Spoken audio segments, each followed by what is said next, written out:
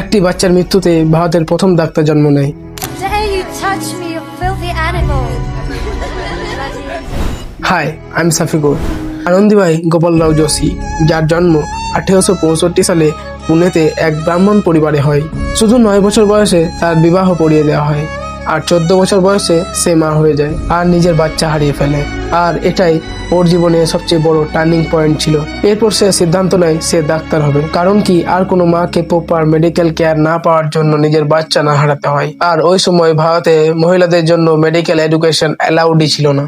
কিন্তু তারপরেও সে সবার সাথে লড়াই করে আমেরিকা যায়। সেখানকার লোকেরা তার উপর হাসতো, তানা মারতো আর অ্যাপোজ করতো। তারপরেও আনন্দীবাই দাঁড়ায়নি। শুধু 21 বছর বয়সে সে মেডিকেল ডিগ্রি নিয়ে ভারতের প্রথম মহিলা ডাক্তার হয়। আর আনফর্চুনেটলি 1887-এ শুধু 22 বছর বয়সে জুবেরক্লোসি নামক এক ভয়ঙ্কর রোগে তার মৃত্যু হয়। কিন্তু আনন্দীবাই এটা আমাদেরকে শিক্ষা দিয়ে গেল যে রাস্তা যতই খারাপ হোক, চেষ্টা করা মানুষদের কখনো হার হয় না। এই ভিডিওটা বেশি লোকেদেরকে শেয়ার করো, যেন লোকেরা তার লাইফ থেকে ইন্সপায়ার হতে পারে।